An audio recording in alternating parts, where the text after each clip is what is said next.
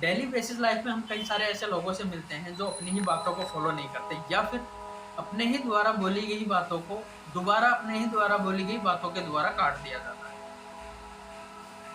और जब देखने पर हम उन्हें देखते हैं या उनकी पर्सनैलिटी को एनालाइज करते हैं तो हमें लगता है कि यार आदमी ठीक नहीं है, अपनी ही बातों को फॉलो नहीं करता या फिर अपने ही प्रिंसिपल्स को फॉलो नहीं कर पाता। दरअसल वो आदमी गलत नहीं, उसका कारण हम होते हैं कि हमें क्या लगता है, या फिर जनरल लाइफ में हम क्या करते हैं, किसी एक प्रिंसिपल को किसी 100% सिचुएशन पर लागू करने की कोशिश करते हैं। जबकि होता है ऐसा कि कोई भी प्रिंसिपल 100% सिचुएशन के लिए नहीं बनाया गया होता है। दैट्स मीन कोई एक प्रिंसिपल किसी पर्टिकुलर सिचुएशन के लिए बनाया जाता है। इसको मैं एक एग्जांपल के थ्रू समझने की कोशिश करें। बायोलॉजी के अंदर एक साइंटिस्ट होते हैं, उनका नाम है डार्विन। उनके द्वारा एक थ्योरी प्रोवाइड करवाई जाती है जिसको बोलते हैं सर्वाइवल द फिटेस्ट। ठीक है, उसका मतलब होता है कि एनवायरमेंट में वही ऑर्गेनिज्म, वही लिविंग थिंग सर्वाइव कर पाएगी जिसमें एडेप्टेशन हुआ अकॉर्डिंग टू एनवायरमेंट। जैसे कि डेजर्ट में कैमल पाया जाता है और ग्लेशियर में बियर पाया जाता है। ठीक है, यदि हम दोनों को एक्सचेंज कर दे तो वो सर्वाइव नहीं कर पाएंगे। क्यों? क्योंकि ग्लेशियर बियर में एडेप्टेशन नहीं होते डेजर्ट के, और वो गर्मी से मर जाएगा। और कैमल के अंदर एडेप्टेशन नहीं होते, या फिर उसके अंदर वो कैरेक्टरिस्टिक नहीं होती है जो एक ग्लेशियर में रहने वाले एनिमल को चाहिए होती है। अब इसी तरीके से हम बर्ड हिस्ट्री में एक एग्जांपल को देखते हैं कि एडोल्फ हिटलर नाम की एक पर्सनैलिटी होती है, उसके द्वारा इस पर्टिकुलर प्रिंसिपल का मिसयूज किया जाता है।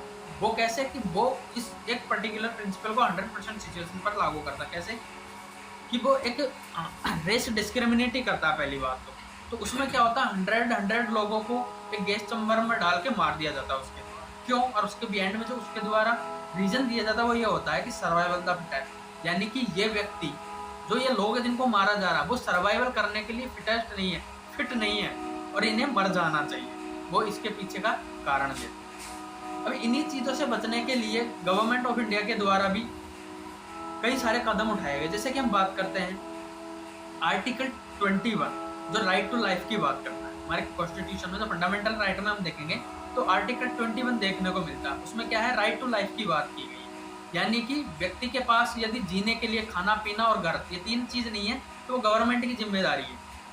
तो आपने देखा होगा कि जो बेलो पॉवर्टी लाइन के जो लोग होते हैं उनको क्या करते हैं, एक अलग कैटेगरी होती है जिनको खाने के लिए अनाज प्रोवाइड करवाया, रहने के लिए आवास योजनाएं लागू की गई ताकि वो जिंदा रह सके, यानी उन्हें जीने का अधिकार है। अपनी इच्छा से वो मर भी नहीं सकता क्योंकि वो रेस्पॉन्सिबिलिटी होती है किसकी, स्टेट की।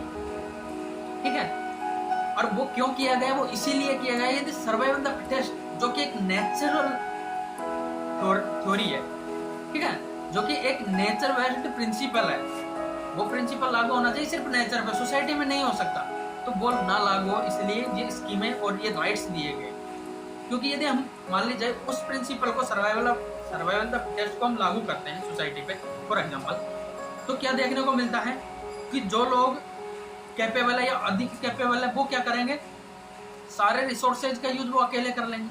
और उन तबकों के लिए या फिर उस सोसाइटी के लिए जो अनेबल है या फिर एबल नहीं है सोर्सेज के लिए, तो फिर वो उस तक पहुंच नहीं पाएंगे और एक अनइक्वलिटी क्या होगा, जनरेट हो जाएगा, और फिर एक हायरार्की आ जाएगी या फिर एक एनार्की आ जाएगी सोसाइटी के अंदर। तो इससे बचने के लिए ऐसा किया गया। आई होप आपके माइंड में कंसेप्ट क्लियर हुआ होगा। फिर अब आगे से ध्यान रखना कि कोई भी व्यक्ति पहली बात तो डबल प्रिंसिपल की बातें कर रहा था वो गलत नहीं है, क्योंकि इसका प्रिंसिपल किसी पर्टिकुलर सिचुएशन के लिए, इसको थोड़ा समझे। नॉट हमेशा ही ऐसा हो, लेकिन मैक्सिमम टाइम ऐसा ही होता है कि कोई भी प्रिंसिपल 100% सिचुएशन पर लागू नहीं है।